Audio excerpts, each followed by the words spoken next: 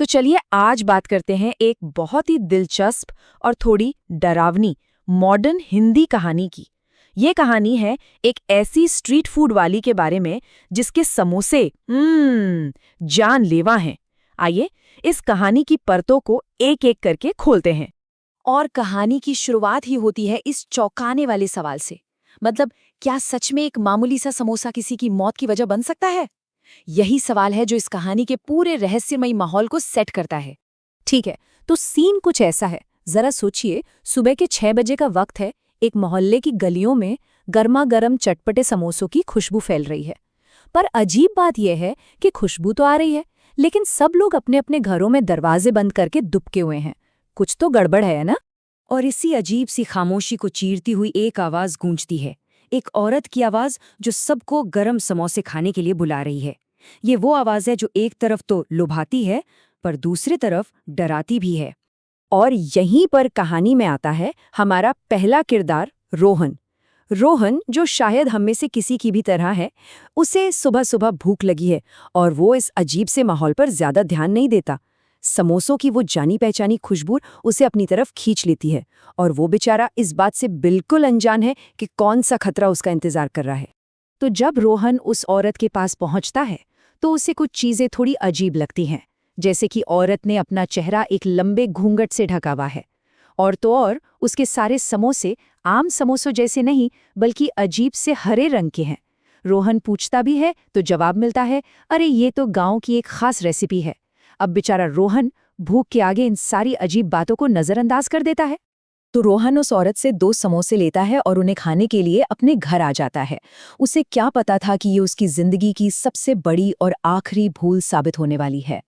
अब देखिए होता क्या है। जैसे ही रोहन वो 2 समोसे खाता है, वो तो एकदम हैरान रह जाता है।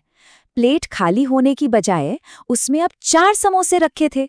मतलब जो 2 समोसे उसने खाए थे वो जादुई तरीके से वापस आ गए और डबल हो गए। इससे पहले कि रोहन का दिमाग ये सब समझ पाता, वो समोसे फिर से डबल हो जाते हैं। अब प्लेट में 8 समोसे थे। ये खौफनाक नज़ारा उसे ये एहसास दिलाता है कि वो किसी बहुत बुरे अलौकिक जाल में फंस चुका है। और फिर वो घूंघट उठता है। घूंघट वाली औरत अपना असली चेहरा दिखाती है। वो कोई आम औरत नहीं, बल्कि एक हरी चुड़ैल है। वो रोहन को जबरदस्ती वो सारे समोसे खिलाती जाती है, जब तक कि उसकी जान नहीं चली जाती। पहले शिकार की कहानी यहीं खत्म हो जाती है और हमें ये साफ साफ पता चल जाता है कि ये खतरा कितना बड़ा है। तो रोहन की कहानी तो यहीं खत्म हो गई। लेकिन कुछ दिनों बाद उसी घर में 2 बहनें रहने आती हैं, राधिका और सीमा। और जाहिर है उन्हें उस घर के इस भयानक अतीत के बारे में कुछ भी नहीं पता। अब इन दोनों बहनों के नेचर को समझना बहुत जरूरी है, क्योंकि इनकी आदतें ही कहानी को आगे बढ़ाएंगी। राधिका जो है वो बहुत सावधान और हेल्थ कॉन्शियस है, हर चीज को 2 बार सोचती है। और वहीं दूसरी तरफ है उसकी बहन सीमा, जो एकदम बिंदास है, खाने पीने की शौकीन, जिसे चटपटा जंक फूड बहुत पसंद है। ये क्लासिक सावधान बनाम लापरवाह वाला मामला है, और हम जानते हैं कि ऐसी कहानियों में मुसीबत अक्सर लापरवाह किरदार पर ही पहले आती है। तो होता ये है कि एक दिन बाजार में सुधा नाम की एक पड़ोसन राधिका को पकड़कर ये सीधी और साफ चेतावनी देती है। वो उसे सीधे सीधे चुड़ैल के बारे में बता देती है। लेकिन सवाल ये है कि क्या राधिका इस पर यकीन करेगी? और जैसा कि उम्मीद थी, राधिका को ये बात बिल्कुल हजम नहीं होती। उसे लगता है कि ये पड़ोसन या तो मजाक कर रही है या फिर कोई मनगढ़ंत कहानी सुना रही है। भला इस जमाने में भी कोई चुड़ैल पर यकीन करता है? उसका ये अविश्वास कहानी में टेंशन को और बढ़ा देता है।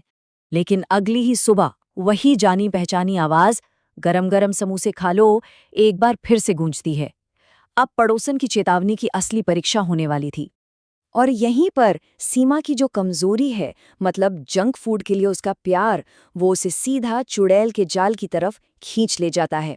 राधिका तो सो रही होती है, लेकिन समोसों की वो मजेदार खुशबू सीमा को जगा देती है और वो खुद को रोक नहीं पाती। सीमा भी उन हरे समोसों को देखकर रोहन वाली ही गलती करती है। वो सोचती है कि ये शायद कोई खास नई तरह की रेसिपी होगी। वो 4 समोसे खरीद कर घर ले आती है और अनजाने में उस श्राप को अपने साथ अपने घर के अंदर ले आती है।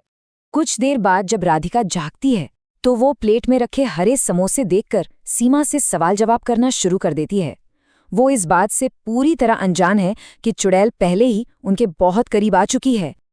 और जैसे ही राधिका सीमा से बहस कर रही होती है, उसके दिमाग में बिजली की तरह पड़ोसन की वो चेतावनी कौंधती है। और ठीक ठीक उसी पल उसे रसोई से सीमा की एक भयानक चीख सुनाई देती है।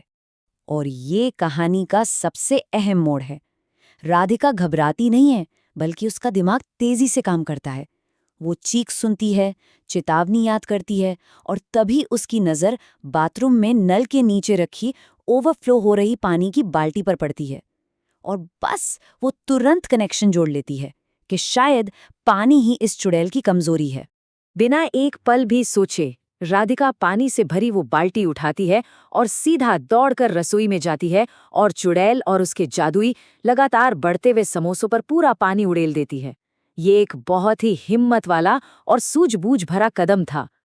और कमाल देखिए, इसका असर तुरंत होता है। पानी पड़ते ही सारे समोसे गलकर गायब हो जाते हैं और चुड़ैल की सारी शक्ति जैसे चली जाती है। वो कमजोर होकर वहां से दुम दबाकर भाग खड़ी होती है। राधिका की तेज सोच ने दोनों बहनों की जान बचा ली। तो राधिका की सूझबूझ से चुड़ैल तो भाग गई, पर कहानी यहीं खत्म नहीं होती। देखिए, हर अच्छी डरावनी कहानी की तरह इसके पीछे भी एक गहरा सबक छिपा होता है। चलिए अब कहानी की इन परतों को हटाकर देखते हैं कि ये हमें असल में सिखाती क्या है। इस कहानी से कुछ बहुत ज़रूरी बातें सीखने को मिलती हैं। पहली, कि बड़े बुजुर्गों या अनुभवी लोगों की सलाह को कभी हल्के में नहीं लेना चाहिए, जैसी गलती राधिका ने शुरुआत में की थी। दूसरी, सीमा का किरदार हमें सिखाता है कि किसी भी चीज का लालच या बेकाबू चाहत हमें खतरे में डाल सकती है।